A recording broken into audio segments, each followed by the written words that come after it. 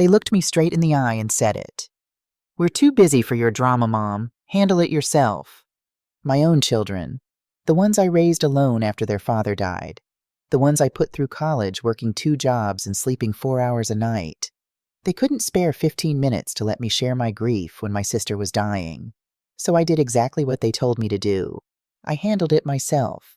I revised my entire will without breathing a word to anyone. And when they showed up 6 months later at the lake house expecting to start planning their renovations, they found my estate attorney sitting in the living room briefcase, open documents spread across the coffee table. The looks on their faces. I'll remember that moment for the rest of my life.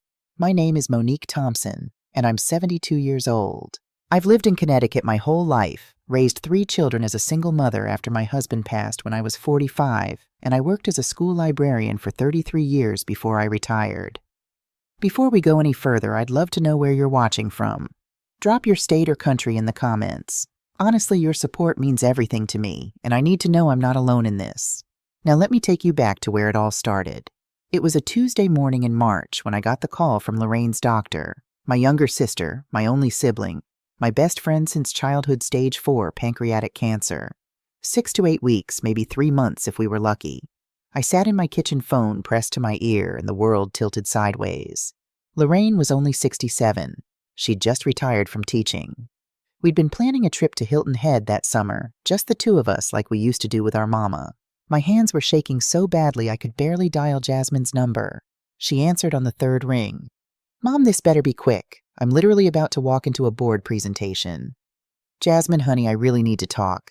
It's about Aunt Lorraine." I heard papers rustling heels clicking on tile. "Mom, I'm at work. Can this wait until tonight?" "Baby, it's important. She's very sick. The doctor said, 'Look, I'll call you this weekend, okay? I really can't do this right now.'" The line went dead. I sat there, phone still at my ear, tears already forming. I told myself she was just stressed. Work pressure. She'd been so busy since the divorce trying to prove herself as a single mother with 2 kids. She'd call back. She had to. I tried my son next. "Hey, Ma." Terrence's voice was warm at first. "What's up?" "Terry, it's Aunt Lorraine. I just got a call from her doctor. She has cancer. Stage 4. Silence. Then a long exhale. "Okay, that's rough. I'm sorry." "I'm scared, baby. She's my only sister and I don't know what to do. I need to talk to someone." "Mom." His tone shifted, taking on that edge I'd heard more and more in recent years. "I hear you, but Shanice is already on my case about working too much. The kids barely see me. I've got a product launch next week that could make or break my promotion." "I'm not asking you to do anything. I just need to talk." "That's the thing, though, Ma. You always need to talk. Last month it was your neighbor's tree falling on your fence. The month before that, your furnace acting up. 2 weeks ago, you called 3 times about your cable bill." My chest tightened. "Terry, this is different. This is your aunt. She's dying." "Then call hospice. Call her doctors. Call your church ladies. They're good at this stuff." "Mom, I love you, but my therapist says I need better boundaries. You can't expect me to drop everything every time you have a crisis. Handle it yourself. You're a strong woman. Handle it yourself." Those 3 words hung in the air long after he disconnected. My youngest, Aaliyah, didn't even answer. 3 calls went straight to voicemail. 2 hours later, I got a text. "In IEP meetings all day. What's up?" I stared at my phone screen, vision blurring with tears. I typed back with trembling fingers. "Aunt Lorraine has stage 4 cancer. Need to talk." The 3 dots appeared, disappeared, appeared again. "Oh no. That's awful, Mom. I'm so sorry. Can we catch up this weekend? Totally swamped, RN." That weekend never came. No call, no follow-up. I sat alone in my kitchen that entire day crying. Not just about Lorraine's diagnosis, though. That was crushing enough on its own. I cried because the 3 people I devoted my entire life to couldn't spare 15 minutes to let me share my grief. I thought about all the times I'd dropped everything for them. When Jasmine's marriage fell apart 8 years ago, who drove to Boston every single weekend for 3 months to help with the kids while she fell apart. When Terrence lost his job during the recession, who paid his mortgage for 6 months without asking for a penny back. When Aaliyah had her breakdown during her first year teaching, who took a leave of absence from work to stay with her in Philadelphia, sleeping on her couch, making sure she ate, walked her through therapy sessions. Me. Every single time it was me. But apparently I'd become an inconvenience. My problems were drama. My need for emotional support was too much to ask. Fine. If they wanted me to handle things myself, I'd do exactly that. The next morning I called Raymond Davis. I'd worked with him when my husband died 27 years ago, and he'd helped me set up my initial will. We'd kept it simple back then. Everything split 3 ways among my children with the Vermont lake house, the one Marcus and I had bought in 1985, where we'd spent every summer going to all 3 of them jointly. "Raymond, I need to schedule an appointment," I said when his secretary put me through. "I want to completely revise my will." "Monique," his voice carried immediate concern. "Is everything all right?" "Everything's fine. I just need to make some changes. Significant changes." We met that Friday in his office in downtown Hartford. I walked in with a clarity I hadn't felt in years. This wasn't spite, I told myself. This was survival. My children had shown me exactly how they valued our relationship. They'd made their priorities crystal clear. Raymond was 58 now, gray threading through his close-cropped hair, reading glasses perched on his nose as he reviewed documents. We'd known each other a long time. He didn't waste words. "Tell me what you're thinking, Monique." "I want to remove my children as primary beneficiaries." His pen stilled. He looked up at me over those glasses, expression neutral.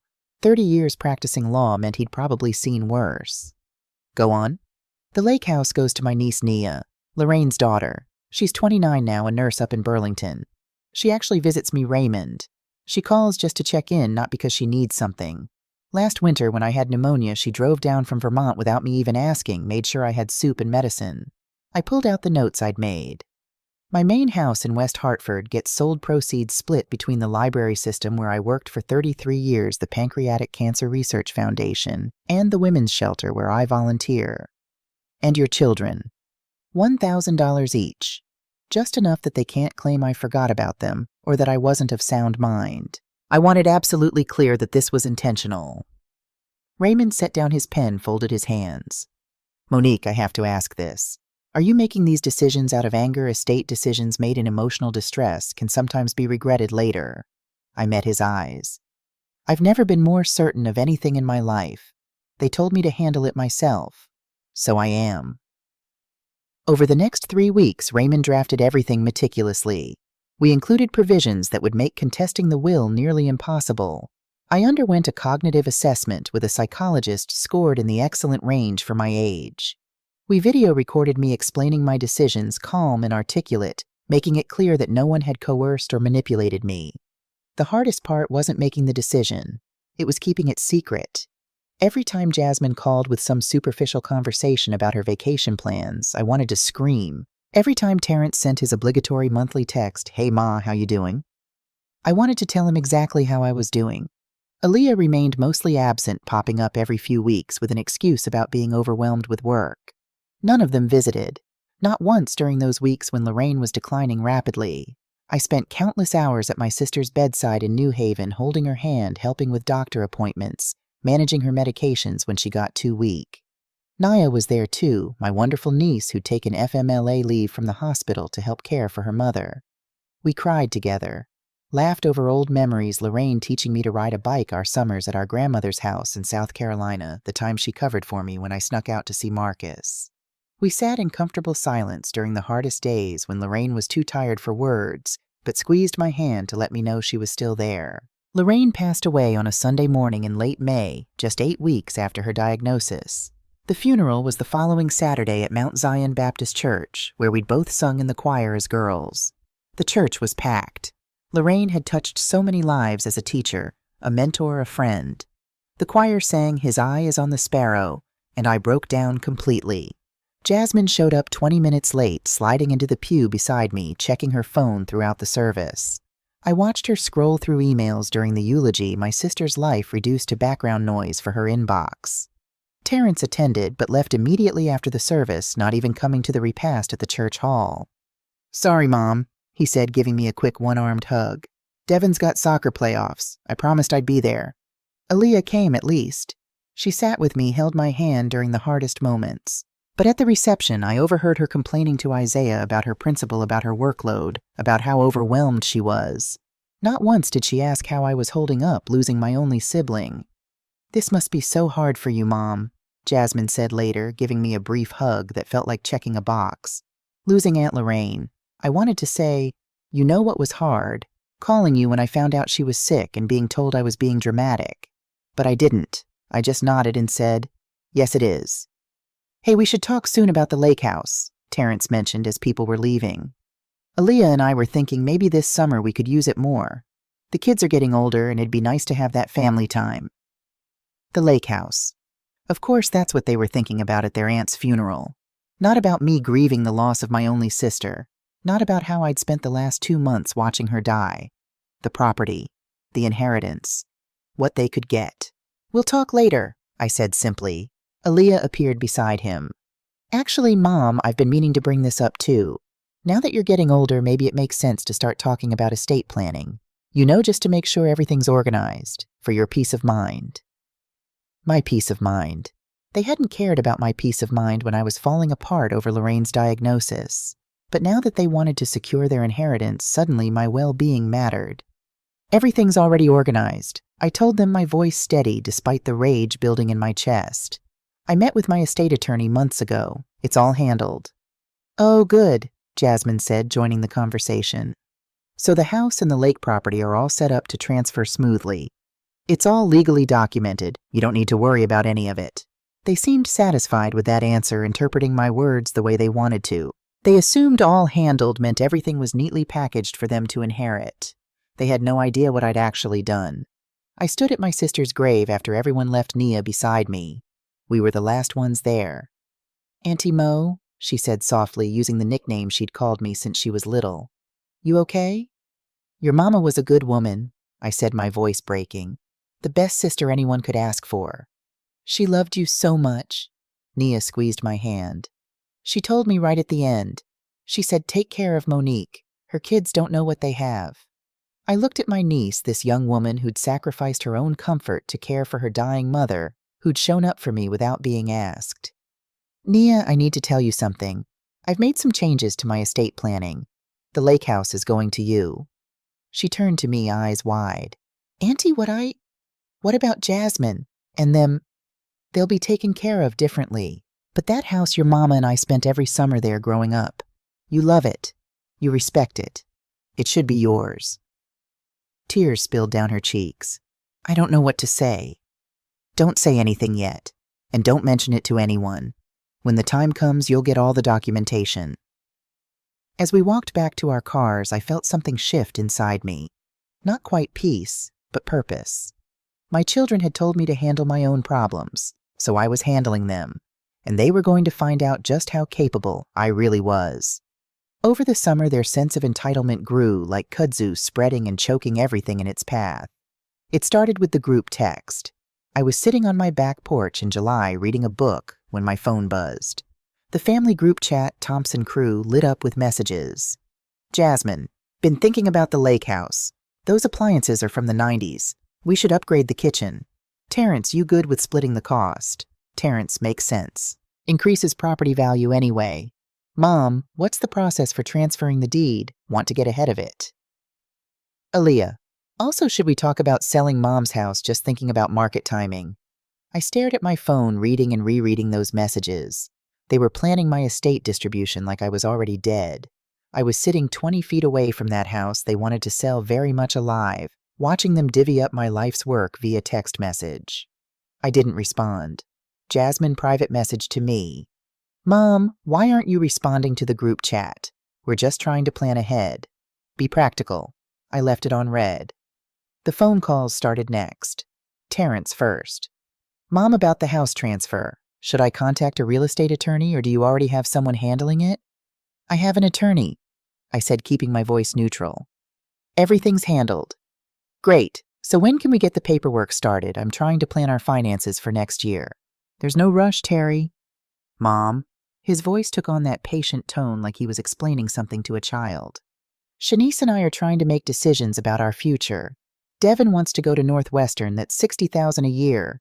We need to know what we're working with. You're working with what you earn, Terrence. Silence on the other end. Then what's that supposed to mean? It means I'm still alive. My assets are mine until I'm not. Are you feeling okay? You're being really weird about this. Maybe we should schedule a doctor's appointment. I hung up. That night, lying in bed, I questioned myself. Was I being unreasonable? They were just planning ahead, being responsible, right? But then I remembered not one of them had asked how I was doing since Lorraine's funeral. Not one call to check if I was lonely, if I was coping with the grief, if I needed company. Every single conversation circled back to money, property, their expectations. August brought more red flags. Jasmine sent me links to financial advisors who specialized in senior asset transitions. Terrence actually mailed physical brochures for assisted living communities. Just to look at Ma, for when you're ready. I wasn't ready. I was 72, not 92. I walked 3 miles every morning. I volunteered at the library twice a week. I cooked my own meals, managed my own finances, drove my own car. But they'd already decided I was declining. Aaliyah's approach was softer, but no less invasive. She called one evening in early September. "Hey, Mom, how are you?" Finally, I thought. Finally, one of them is asking. "I'm managing baby. Some days are harder than others without Lorraine." I can imagine. A pause. "Listen, Mom, I've been thinking. Have you updated your beneficiary information on your retirement accounts? I was talking to Isaiah's financial planner, and he said a lot of seniors forget to update those after major life events." My grip tightened on the phone. "It's all updated." "Okay, good. And your insurance policies? Because if something happened, we'd need to know." "Aaliyah, why are you asking me this?" "I'm just trying to help Mom. We all are. You're not getting any younger, and we want to make sure everything's in order so you don't have to worry." "I'm not worried." "Well, we are. Jasmine and Terrence think maybe we should have a family meeting. All of us together. To go over everything." "There's nothing to go over." "Mom, please don't be difficult about this." Difficult. That word again. I was difficult when I needed emotional support. I was difficult when I wanted to maintain control over my own property. I was difficult when I existed as anything other than a walking inheritance. "I need to go," I said. "Goodbye, Aaliyah." October arrived with autumn colors and betrayal. It was a Sunday afternoon. I was reading in my living room, a cup of tea cooling on the side table, when I heard cars pulling into my driveway. Multiple cars. I looked out the window and felt my stomach drop. All 3 of them. Jasmine's black Lexus, Terrence's truck, Aaliyah's sedan. They hadn't called, hadn't texted, just showed up. And they were carrying folders. I stood in my entryway as they walked into my house without even knocking like they owned it already. "Mom, we need to talk," Jasmine announced, barely greeting me. "We've brought some paperwork to make things easier for everyone." She was wearing her business suit, the armor she wore to intimidate people in boardrooms. Terrence was right behind her, jaw set. Aaliyah came in last, avoiding my eyes. "What paperwork?" I asked, my voice steady, despite my racing heart. Terrence stepped forward, unfolding documents on my coffee table. "Look, Mom, we love you, but we've all been talking and we think it's time to be practical." I looked down at the papers spread across my table like a hostile takeover. Power of attorney forms. Deed transfer documents for the lake house. Joint account authorization forms. "You're 72, Terrence continued. "You're alone in this big house. Aaliyah found a really nice assisted living facility. I don't need assisted living." "Let me finish. We're not saying you need it now, but eventually you will. And these papers just help us help you. Power of attorney means if something happens, we can manage your bills, your medical decisions." "You mean control my money?" Jasmine's expression hardened. "Don't be dramatic. We're trying to help you. We've all consulted with lawyers. This is standard procedure for elderly parents." "I'm not elderly, and I'm not signing anything." "Mom, don't make this difficult," Terrence said, pushing the papers toward me. "We're your children. We're looking out for you." Something inside me snapped. Looking out for me. When was the last time any of you looked out for me? When Lorraine was dying? Where were you? When I called you heartbroken and terrified, what did you tell me? The room went silent. Even Jasmine had the grace to look uncomfortable. "That was different," she finally said. "Different how my sister was dying of cancer. I needed my children. And you told me I was being dramatic. You told me to handle it myself." "Okay, yes, we could have been more supportive during that time," Aaliyah said, her voice small. "But this is about your future, about making sure you're taken care of." "I am taken care of. I've handled my affairs." "Then it should be easy to sign these papers," Jasmine said coldly, extending them toward me. They just formalize what we've been discussing. Transfer the lake house deed to all 3 of us now so we can start managing it properly. Set up joint accounts so we can help with bills. Get out of my house. They froze. Mom, Terrence started. You're being completely— I said get out. You come into my home uninvited with legal documents you prepared behind my back, trying to manipulate me into signing over my property and finances. Get out. Now. You're being unreasonable. Jasmine's voice rose. We're your children. Everything you have should go to us anyway. We're just trying to make the process easier. For yourselves, you're trying to make it easier for yourselves, not for me. That's when Aaliyah started crying. Jazz, maybe we should go, she said, looking at her sister. Mom's upset. Whose side are you on? Jasmine snapped at her. Aaliyah's face crumpled. I'm on Mom's side. I'm always on Mom's side. This doesn't feel right. Showing up like this. We agreed, Aaliyah. We all agreed this was the best approach. You and Terrence agreed, Aaliyah said, tears streaming now. You said if I didn't help, you'd cut me out too. My heart cracked a little. So Aaliyah had been coerced, pressured by her siblings, but she'd still come. She'd still participated. Mom, I'm sorry. Aaliyah turned to me. I didn't want to do it like this. I told them it was wrong, but they said— Aaliyah, stop talking, Terrence growled. No, Aaliyah stood taller. I'm done. Mom, I'm so sorry. This was wrong. All of it. Jasmine grabbed her documents.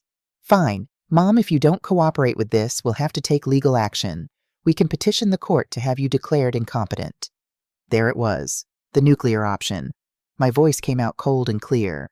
Get out of my house before I call the police. You're insane, Terrence said. We're trying to help you and you're treating us like criminals. I walked to my phone. You have 30 seconds. When you need us, don't bother calling, Jasmine said at the door. We're done trying to help you.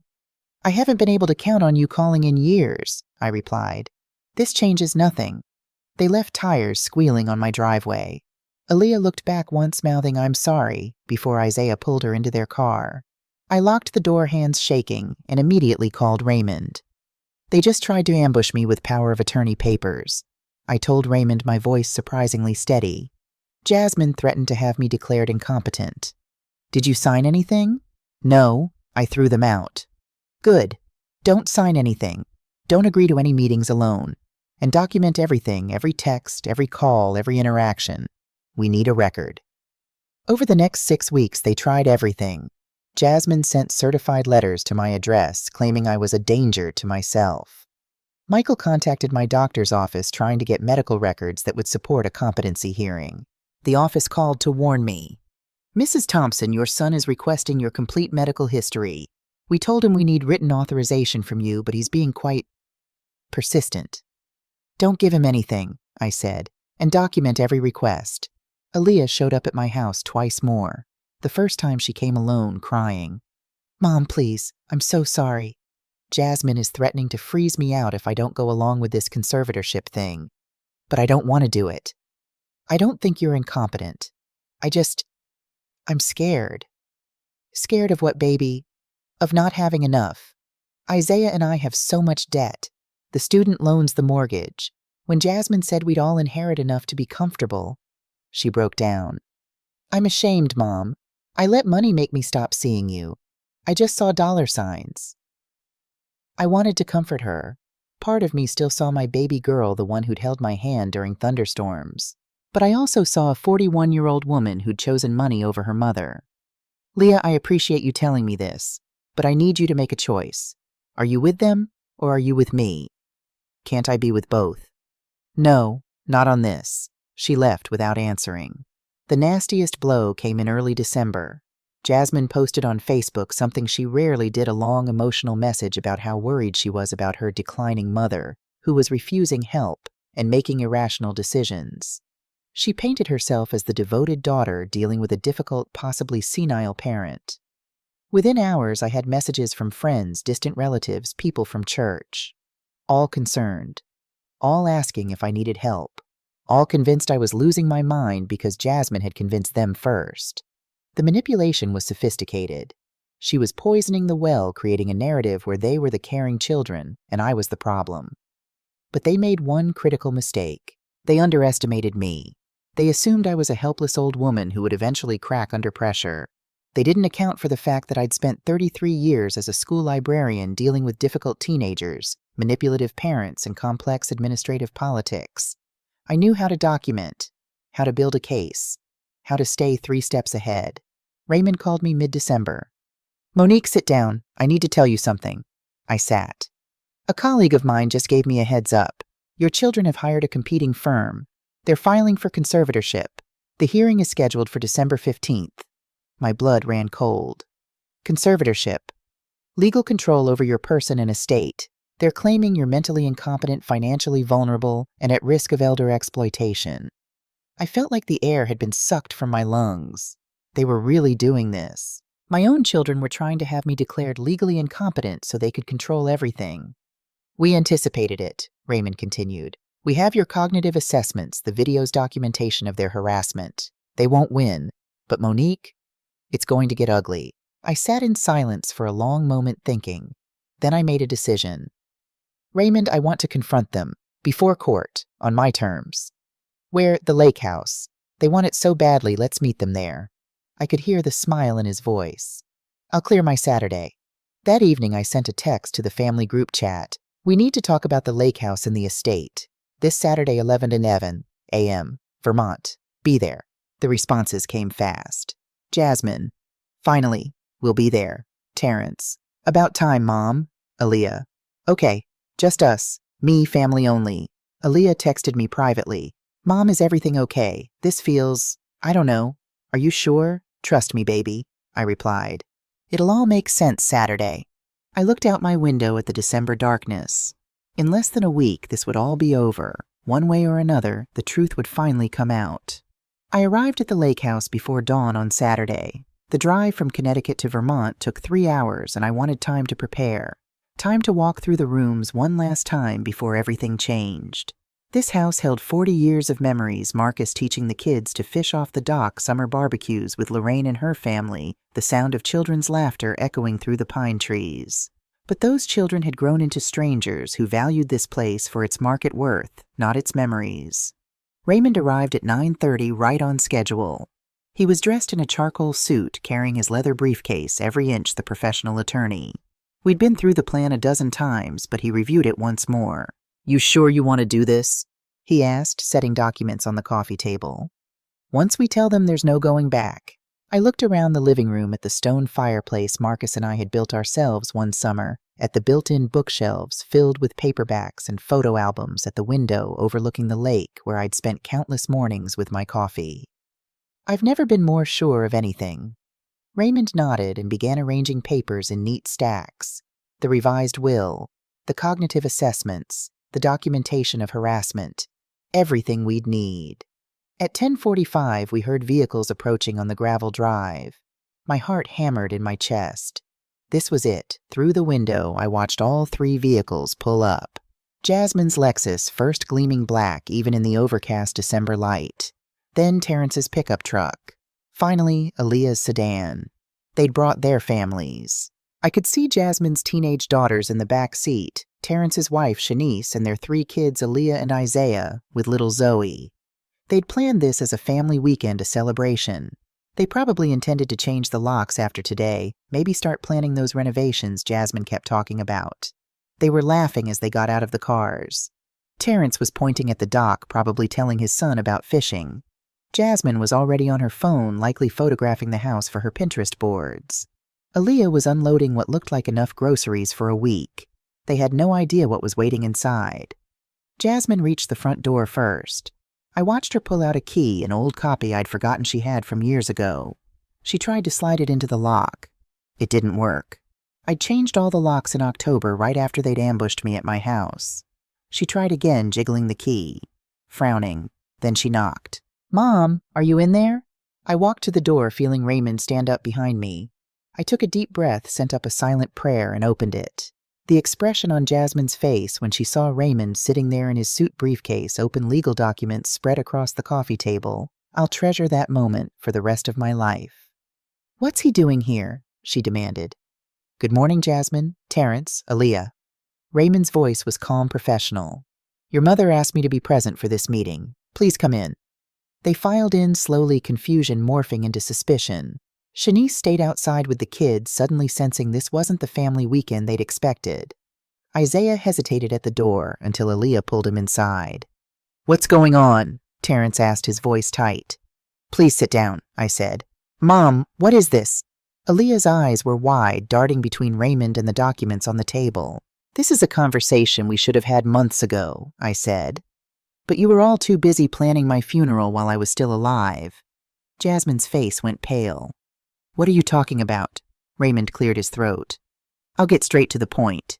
Your mother has made significant revisions to her estate plan. She asked me to review them with all of you today." "Revisions," Terrence's voice cracked. "When March," I said quietly. "Right after you all told me to handle my problems myself. So I did." Raymond opened the top folder. "Mrs. Thompson has removed all 3 of you as primary beneficiaries of her estate." The silence was deafening. "The lake house," Raymond continued, his voice measured and clear, "has been designated to go to Nia Patterson, Mrs. Thompson's niece. The remainder of the estate, including Mrs. Thompson's primary residence in West Hartford, and her financial assets, will be distributed to various charitable organizations and educational trusts." Jasmine grabbed the edge of the coffee table like she might fall over. "You're giving our lake house to Nia." "It was never your lake house," I said, my voice steady despite the trembling in my hands. "It was mine and your father's. We bought it. We maintained it. We paid for it. The fact that you summered here as children doesn't make it yours." "This is insane." Terrence stood up, his face flushing red. "You can't cut us out of your will because we were busy when you called about Aunt Lorraine." "This isn't about one phone call." My voice rose. "This is about years of being treated like an inconvenience. This is about you telling me I was dramatic when my sister was dying. This is about you showing up at my house with legal papers to steal my property while I'm still alive." "We were trying to help you," Aaliyah shouted, tears already streaming down her face. "Help me," I turned to her. "You were trying to help yourselves. Every conversation for the past year has been about my estate, my property, what you'll inherit. Not once did any of you call just to see how I was doing." Jasmine turned to Raymond, her lawyer instincts kicking in. "This won't hold up in court. She's clearly not of sound mind. We'll contest it." Raymond didn't even blink. I anticipated that argument. Mrs. Thompson underwent 3 separate cognitive evaluations by licensed psychologists. She scored exceptionally well on all of them. We also have video documentation of her explaining her decisions clearly and rationally. He pulled out another folder. "Additionally, I have detailed records of your attempts to coerce her.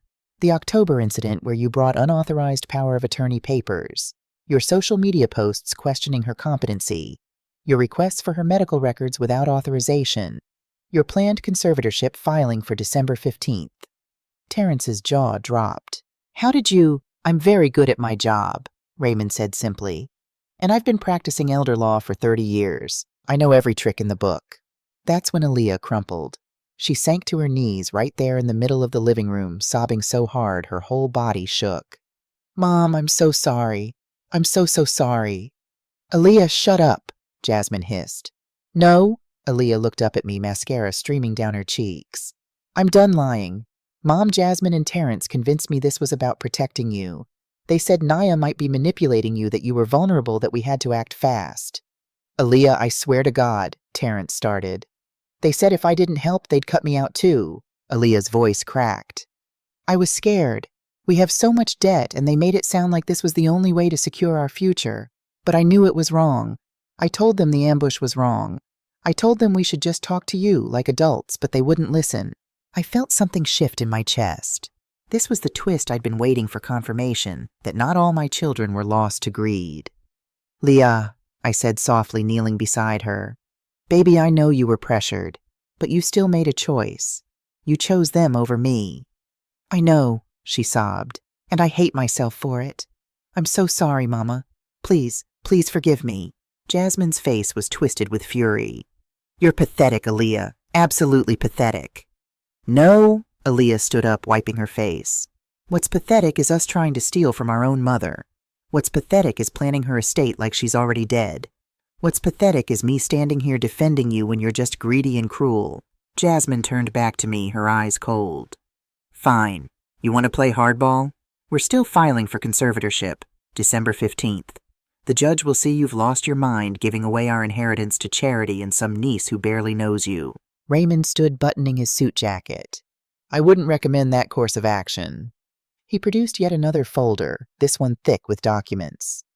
I have here transcripts of your group chat discussing getting Mom declared incompetent, records of your calls to her physician, screenshots of your Facebook posts, security camera footage of your October visit where you attempted coercion. He laid them out one by one like playing cards. If you proceed with conservatorship proceedings, I will file a countersuit for elder abuse, financial exploitation, and harassment. You will lose. It will cost you tens of thousands in legal fees, and the publicity will destroy your reputations. Terrence's face had gone from red to ashen. You've been documenting everything. Every single thing, I say. Ed. You taught me to handle my own problems, remember? So I handled them like a smart woman would with evidence, witnesses, and legal protection. We're your children. Jasmine's voice broke for the first time, actual emotion seeping through. After everything you gave us, everything you sacrificed, you owe us. That word, owe. I owe you. Something inside me finally broke open, and years of hurt came pouring out. I owe you. I gave you everything. Your education, your opportunities, your comfort. I worked 2 jobs after your father died. I slept 4 hours a night so you could have new school clothes and soccer cleats and college tuition. Tears were streaming down my face now, but I didn't care. I sacrificed my health, my social life, my chance at love again. All for you. And when I needed you just once, when my sister was dying and my heart was breaking, you told me I was being dramatic. You told me to handle it myself. My voice dropped to a whisper. So I did. I handled my life, my estate, my future, without you. Because you taught me that I couldn't count on you for anything except disappointment. Terrence tried one more time. Mom, we made mistakes. We're sorry. But cutting us out completely, that's cruel. Is it? I looked at him. Or is it finally putting a value on myself equal to what I gave you? Is it cruel to refuse to let my children treat me like a wallet with a pulse? You're a bitter, vindictive old woman, he said, and I saw Marcus in his face for just a second, but Marcus had been kind, and this man was a stranger. Maybe I am, I acknowledged, but I'm a bitter old woman with dignity, with self-respect, and with the legal right to do whatever I want with my own property. Jasmine gathered her papers, the ones she'd brought, thinking this would be a signing ceremony in her favor. When you're old and sick and need someone to take care of you, don't call us. I haven't been able to count on calling you for years, I replied. This changes nothing except now it's official. Terrence stormed out without another word. Aaliyah lingered at the door. Mom, I know I don't deserve it, but can I call you not about this? Just to talk. I looked at my youngest daughter, really looked at her. She'd made terrible choices, been weak when I needed her to be strong. But she was also the only one who'd shown genuine remorse. We'll see, Leah. Time will tell. She nodded and left Isaiah's arm around her shoulders. The door closed. The house fell silent. Raymond and I stood there in the aftermath. You did good, Monique, he said gently. That took courage. I don't feel courageous. I feel exhausted. That's normal. But you stood your ground. You protected yourself. Many people can't do that with their own children. After Raymond left, I sat alone in the living room for a long time looking out at the lake. The water was gray under the December sky, small waves lapping at the shore. My phone buzzed. A text from Nia. Auntie Mo Jasmine just called me screaming about the will. I told her I didn't want to be in the middle. Are you okay? I called her back. Don't worry about being in the middle, baby. This is my decision, and I stand by it. But Auntie, are you safe? Are they harassing you? I'm fine. My attorney handled everything beautifully. We talked for an hour about her mother, about grief, about moving forward. It reminded me what real connection felt like. Not transactional, not conditional, just genuine care between two people who valued each other. That night I slept better than I had in months. The following weeks were quiet in a way I hadn't expected. No calls from Jasmine. No texts from Terrence. Radio silence. They'd shown their true priorities, and now that those priorities were denied, they had no use for me. Part of me grieved that reality. I'd lie in bed some nights and cry for the children I'd raised, for the family I'd thought we were. But mostly I felt relief, like I'd been holding my breath for years and could finally exhale. Aaliyah was the exception. She sent a handwritten letter 2 weeks after the confrontation.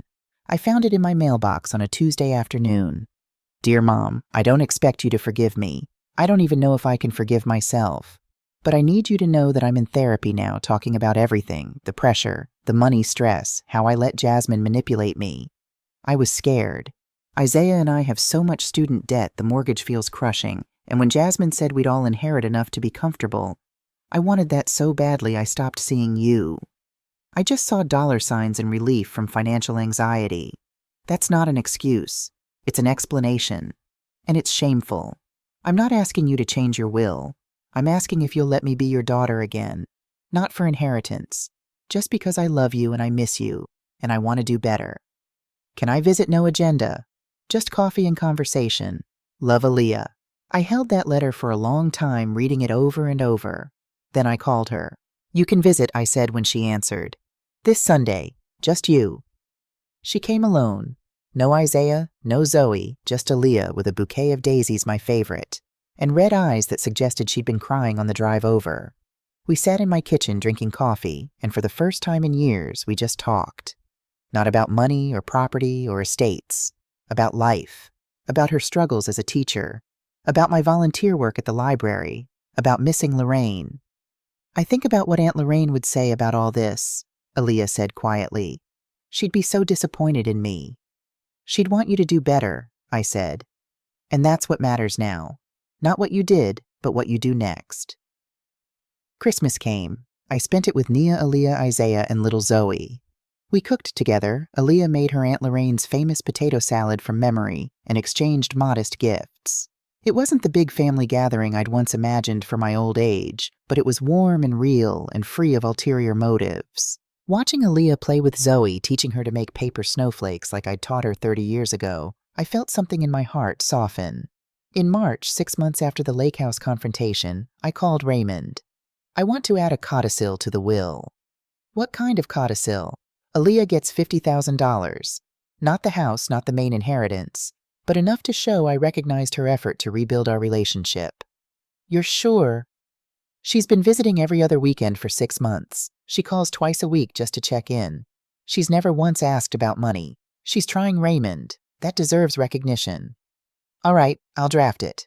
Last weekend, I drove up to the lake house with Nia and Aaliyah. We sat on the dock, feet dangling over the water, watching the sunset paint the sky pink and orange. Auntie Mo, Nia said, I can't thank you enough for trusting me with this place. Your mama loved it here, I said. You love it here. That's what matters. Aaliyah was quiet for a moment, then said softly, Mom, I'm sorry it took losing everything to realize what I had. I took her hand.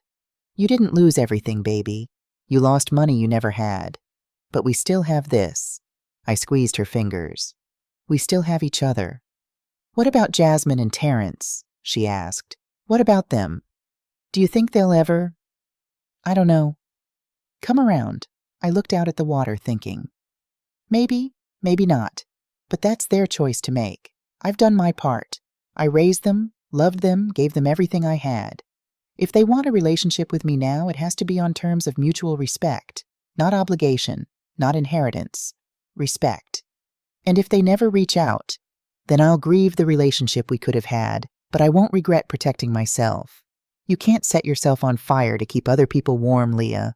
I spent too many years doing that.